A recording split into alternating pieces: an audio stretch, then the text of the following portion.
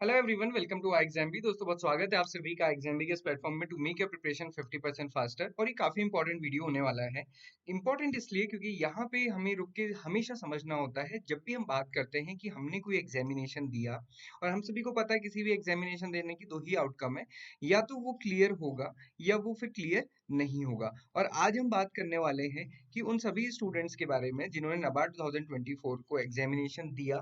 चाहे आपने बहुत अच्छी प्रिपरेशन की थी या बहुत अच्छी प्रिपरेशन नहीं थी, जैसा भी था, बट आपका एग्जाम किसी भी रीजन से क्लियर नहीं हुआ, तो अब क्या। हम ये बात आज करने वाले हैं, इसलिए सभी स्टूडेंट्स के लिए इंपॉर्टेंट होने वाला है, क्योंकि आप सभी को पता है लगभग 2300 स्टूडेंट्स का सिलेक्शन हुआ है और बहुत सारे स्टूडेंट्स का सिलेक्शन नहीं हुआ है। और इसमें ये कभी नहीं कहा जा सकता है कि जिनका सिलेक्शन हुआ वो तो अच्छे थे और जिनका सिलेक्शन नहीं हुआ था वो उतने अच्छे नहीं थे। ये बात हम कभी नहीं कह सकते, क्योंकि mind can not be compared, है ना। चाहे कुछ भी हम स्टैट्स लगाएं, कुछ भी कैलकुलेशन लगाएं, किसी के माइंड को कभी कंपेयर नहीं किया जा सकता। और एक कोई भी एग्जामिनेशन कुछ आपके फ्यूचर को आगे डिसाइड नहीं कर सकता। तो इसलिए इन सारी चीजों को अच्छे से एनालाइज करेंगे। प्रीलिम्स क्लियर नहीं हुआ, क्या रीजन रहे हैं फेलियर के, और क्या मिस्टेक्स को अवॉइड किया जा सकता है, ये समझना बहुत जरूरी है। देखो क्या होता है, ये हमें पता है कि प्रीलिम्स से क्लियर नहीं हुआ, बट अगर हम मेन रीजन ऑफ फेलियर नहीं समझेंगे तो गड़बड़ हो जाएगी।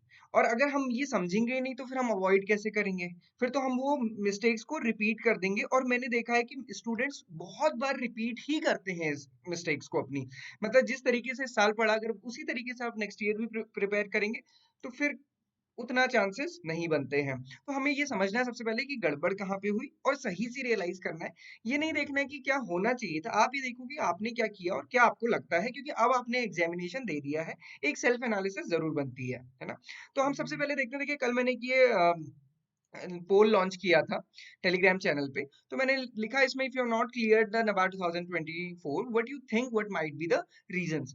तो इसमें मैंने एक ऑप्शन जो सबसे पहला ही दिया था, I am weak in GA and this time GA was difficult. तो ये तो बहुत स्टूडेंट्स को लगता है, मतलब इवन ये एक ऐसा कंसर्न था कि किसी भी स्टूडेंट को कॉन्फिडेंस नहीं था कि उसका सिलेक्शन होगा कि नहीं होगा, है ना। तो ये तो डेफिनेटली टेंशन की बात थी। और बहुत सारे स्टूडेंट्स के साथ ये हुआ भी कि जीए की वजह से गड़बड़ हो गया। क्योंकि होता क्या है, जब एग्जामिनेशन बहुत डिफिकल्ट आता है, तो मान लीजिए कि आपने 4 क्वेश्चन किए और उन 4 क्वेश्चन में भी आपको 2 ऑप्शंस में डाउट था, अब आपने जो भी टिक किया वो गलत हो गया। मतलब हम कह सकते हैं कि यहाँ पे जो वो डेस्टिनी वाली बात भी होती है ना, वो भी कहीं ना कहीं वर्क कर जाती है। तो इस वजह से भी काफी गड़बड़ होती है। अब हम कह सकते हैं कि जीए किसी का क्वेश्चन तो सभी ने कम किए, बट उसमें किसके सही हुए किसके नहीं सही हुए उससे बहुत बड़ा इंपैक्ट बनता है। अब देखिए, तो यहाँ से हमें पता चलता है, अगर मैक्सिमम बच्चे कह रहे हैं कि सर वीक जीए ही वीक था और जीए डिफिकल्ट था। दूसरी कंडीशन भी हो सकती है कि सर जीए डिफिकल्ट था बट मैं तो पढ़ता ही हूँ जीए। तो तब भी आपको समझने की जरूरत है कि भाई, अगर आप पढ़ते हो फिर भी क्वेश्चन सॉल्व नहीं हुए तो वो बात भी समझनी है ना। मैं एक ऐसी बुक पढ़ता हूँ जिससे क्वेश्चन ही नहीं आते, तो फिर उस बुक को पढ़ने का फायदा क्या। तो ये चीज भी आपको समझनी है। आई एम वीक इन जीए और जीए वॉज डिफिकल्ट, दोनों चीजें होती हैं। आपने बुक पढ़ी, उसमें वो चीज थी नहीं, या फिर आपने उस तरीके से नहीं पढ़ी, या फिर वो आपको याद नहीं रही। अभी मैं आपको बताऊं, सिर्फ डिफिकल्ट आने की बात नहीं होती। कभी कभी क्या होता है, वो क्वेश्चन ही ऐसे डेटा वाइज पूछ लेते हैं। अब वो तो दिए हर जगह होंगे, हर जीए में वो कवर होंगे, हमने भी कवर किए होंगे, आप कहीं से भी पढ़ते हैं वहां भी कवर होंगे, बट वो याद नहीं किया होगा या वो याद नहीं रहा होगा। ये भी चीजें होती हैं। तो हमको ये एनालाइज करने की जरूरत है। अगर हम यहाँ पे बहुत इजीली आइडेंटिफाई कर रहे हैं कि भैया जीए ने गड़बड़ करी है, और जीए ट्रस्ट में हर साल गड़बड़ करता है। इस साल तो जीए सेक्शन ने गड़बड़ करी, लास्ट ईयर ईएसआई का जो करंट पार्ट है उसको, वो भी तो जीए ही है, तो उसने गड़बड़ करी थी। तो ये दोनों होता है, और ये दोनों मिला के कितना होता है, 60 मार्क्स होता है। तो अब आप यहीं पे जब चोर पकड़ा गया तो बस फिर तो आपको कोई टेंशन नहीं होनी नहीं चाहिए। देन दूसरी चीज है कि इन actual exam I panic despite of having the good preparation. तो ये चीज भी होती है स्टूडेंट के साथ। I followed the wrong strategy. तो जो भी स्टूडेंट इसमें कि भाई मैंने रॉन्ग स्ट्रेटजी फॉलो की थी, then they have to understand कि क्या चीज है। मतलब देखो, कभी भी स्ट्रेटजी बनानी होती है तो हमको ना सारी चीजें देखनी पड़ती हैं।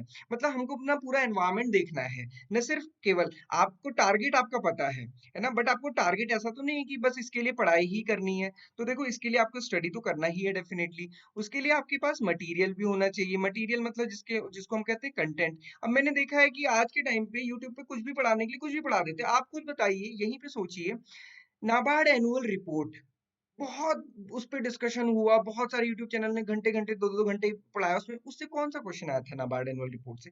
और जब मैं कह रहा था कि नहीं इससे कोई क्वेश्चन आता बट नहीं सब पढ़ रहे हैं, क्यों? क्योंकि वो पढ़ा रहे हैं। मैंने आपको बता दिया देखो कई सारे यूट्यूबर के लिए तो हो सकता है कि उनको मैक्सिमम टाइम यूट्यूब पे रहना है।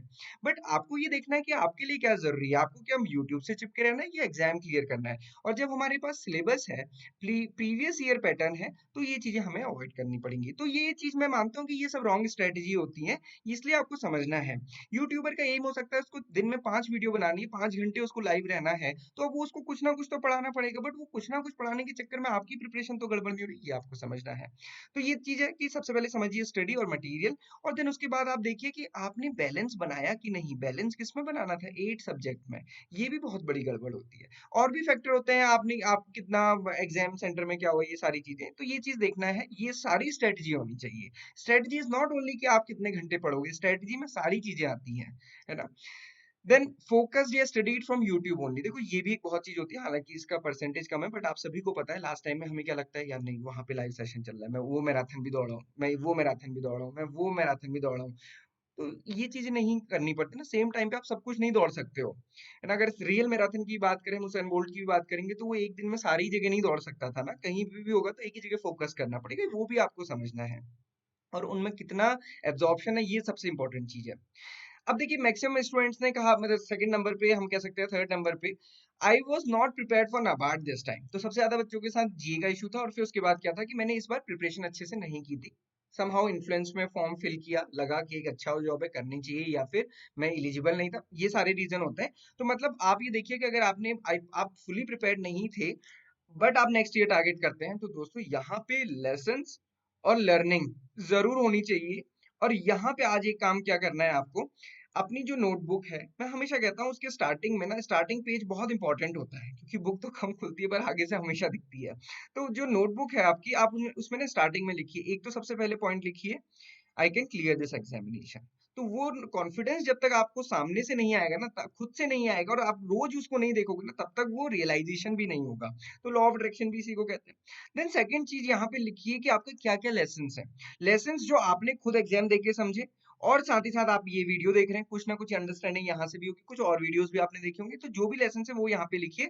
एंड उससे क्या होगा ना, जब आप पूरे साल प्रिपरेशन कर रहे होंगे, तब आपको पता रहेगा भाई ये तो अवॉइड करना है। जैसे एक मैं सिंपल सी चीज बताऊं, अभी आपको पता है कि मैं इस बार प्रिपेयर नहीं था, अब आपको ये भी पता है कि नेक्स्ट टाइम मैं ये पेपर दूंगा तो मुझे अच्छे से प्रिपेयर करना है। बट बहुत सारे बच्चे इसमें रहेंगे, सर नोटिफिकेशन आएगा कि नहीं आएगा। भाई क्या करना, नोटिफिकेशन आएगा कि नहीं आएगा, जब आना होगा वो तब आएगा ही। जिसको प्रिपरेशन करनी है वो प्रिपरेशन करता है, जिसको नहीं करनी होती है फिर वो इस चक्कर में रहता है। इसीलिए मैं कहता हूँ दोस्तों, इस बार अगर 70,000 बच्चों ने भी फॉर्म फिल किया था, उसमें से तो आपको पता है कि 40% तो आधे नहीं नहीं आते। जो 40,000 बच्चे आए भी होंगे, उसमें से आप यहाँ पे एक जीरो इजिली हटा सकते हैं, इतने ही सीरियस होते हैं, बस 4,000 सीरियस होते हैं। कोई इसमें ऐसा नहीं कि मैंने बहुत कम नंबर कर दिया, ट्रस्ट में इतना ही होता है। और देखो 2300 बच्चे सेलेक्ट हुए हैं, और उसमें से फर्दर कितना सिलेक्शन कैसे कैसे होगा, तो आपको ये सारी चीजें पता है, तो ये चीज हमेशा ध्यान रखनी है। ओके, इतना आपको ध्यान रखना है। देन उसके बाद I applied for exam but did not appear, ये रीजन बहुत सारे को हो सकता है। I ignore the qualifying part, मैं हमेशा बता रहा हूँ कि यहाँ पे इग्नोरेंस इज ब्लिस काम नहीं करेगी, क्योंकि कोई ब्लिस नहीं है इसमें, क्योंकि क्वालिफाइंग है वो, गड़बड़ हो सकती है वहां से, क्योंकि कई सारे बच्चों के साथ क्या हुआ, 3 पजल आ गई इस बार, वो 3 पजल करने, 3 की जगह एक, मतलब चलो एक पजल करी होगी, अब उस पजल के चक्कर में कुछ ना कुछ गड़बड़ हो जाती है, तो ये चीज भी बहुत ध्यान रखनी है। I ignore the current part in ARD and ESI and GA. तो अब ये सारी चीजें क्या है, these are the lessons and these are the learnings. आप जिस भी कैटेगरी में आप अपने आप को देखते हो, आपको जो लगता है आपके साथ वैसा हुआ, आप उसके अकॉर्डिंग अपने आप को प्रिपेयर कर सकते हो। Not given the NABARD examination, I clear the prelims, है ना। बहुत सारे बच्चे जिनका प्रीलिम्स क्लियर हुआ, या ऐसी गलती से तुक्का मार दिया, या ऐसी कुछ भी फिल कर दिया ना, ये भी बड़ा इशू है। तो वो ठीक है जिसको जैसा लगता है, बट आई थिंक इससे आप आइडेंटिफाई कर पाएंगे कि रीजन ऑफ फेलियर क्या है। जब तक रीजन ऑफ फेलियर डिसाइड नहीं हुआ, तब तक आगे नहीं बढ़ा जा सकता है। तो रीजन पे जरूर सोचिए, 2 मिनट सोचिए, और उसके बाद अपने आप को अलाइन कीजिए आगे ना। और हमको एक चीज तो पता होता है, एग्जाम का स्ट्रक्चर पता है, तो हम उसके अकॉर्डिंग ही पढ़े। देखिए ये 100 मार्क्स का है, उसके बाद ये 100 मार्क्स का है, और ये साथ ही साथ हमें पता है कि मेरिट भी है। और ईएसआई और जीए तो मोर और लेस सेम है, बहुत, मतलब GA is a broad part of ESI, है ना, ये हम कह सकते हैं। तो ये थोड़ा सा आपको ध्यान रख के देके चलना है। आप मुझे बताइएगा कमेंट बॉक्स में कि आपको क्या लगता है, आपका क्या रीजन था, फिर हम और डिस्कस करेंगे। ओके। देन इसके अलावा अगर हम बात करें आगे, ये दूसरा रीजन जो ये था, जो एक मैं मानता हूँ कि और भी बड़ा रीजन हो सकता है, वो ये था यार, इस बार वैकेंसी भी तो कम थी। अब देखो ये सबसे बड़ी दिक्कत होती है कि वैकेंसीज कम होती जाती हैं। अब आप सब बच्चे अच्छे से प्रिपेयर कर रहे हैं, बहुत मेहनत करी, बट वैकेंसीज ही नहीं आ रही है। अब जब वैकेंसीज ही नहीं आएंगी तो फिर आप और क्या कर पाएंगे? तो इस बार वैकेंसीज कम थी, वो भी रीजन है, क्योंकि अगर 150 वैकेंसीज होती तो जितने 2300 किए हैं उससे ज्यादा बच्चे सेलेक्ट होते ना, 4000 के करीब सेलेक्ट होते, तो ज्यादा बच्चे अंदर आते, कट ऑफ भी चेंज होती। सिमिलरली आप देखेंगे कंपटीशन भी हम देखते हैं कि ब्रांच वाइज बहुत डिफरेंट डिफरेंट रहा है। एंड आई होप कि जो एग्रीकल्चर बच्चे हैं उन्होंने देखा होगा सबसे ज्यादा कंपटीशन होने के लिए 50 बच्चे यहाँ पे सेलेक्ट हुए होंगे, 50 45 से 50 के बीच में, और 2000 बच्चे एक सीट के अगेंस्ट में थे। तो आप समझिए कि ये कंपटीशन भी था, है ना। अब ये कंपटीशन भी तो एक बड़ा इम्पैक्ट क्रिएट करता ही करता है। कितने बच्चों ने अप्लाई किया था, यही जो हमने बात की, टोटल 52,920 थे जर्नलिस्ट में, है ना। उसमें से कुछ नहीं आए होंगे, बट स्टिल कंपटीशन तो था ही। तो ये ऐसा भी नहीं है कि सिर्फ आप अपने आप को ही दोष देंगे, ये सारे रीजन होते हैं। तो देखो हमने जो रीजन डिस्कस किए, एक तो जो आपने एनालाइज किए, दूसरा एग्जामिनेशन पैटर्न, तीसरा नंबर ऑफ वैकेंसीज पे भी बहुत सारी चीजें डिपेंड करती हैं। बट ऐसा है जो बहुत अच्छे से प्रिपेयर करेगा उसके लिए मतलब नहीं, क्योंकि उसको तो एक ही वैकेंसी चाहिए, है ना। ये सभी में हुआ है। और साथ ही साथ कंपटीशन की जो हम बात करते हैं, तो आपको ये सारी चीजें एनालाइज करना है। 2024 का अगर आप टारगेट लेके चलते हैं दोस्तों, उसको अच्छे से लेके चलना है। जिन्होंने एग्जाम नहीं दिया तो दूसरों की लर्निंग से सीखें। जरूरी नहीं कि जब खुद को ठोकर लग के गिरेगी तभी हम रोड में चलना सीखेंगे, दूसरों को देख के भी चल सीख सकते हैं। तो ये चीज हमेशा ध्यान रखना है। 2024 के लिए अच्छे से प्रिपेयर कीजिए।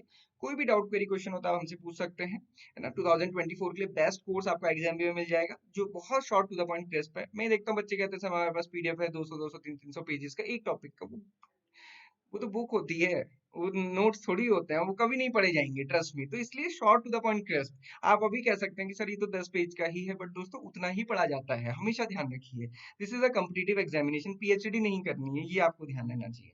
This is all for today, thank you everyone for watching this video and have a great day ahead.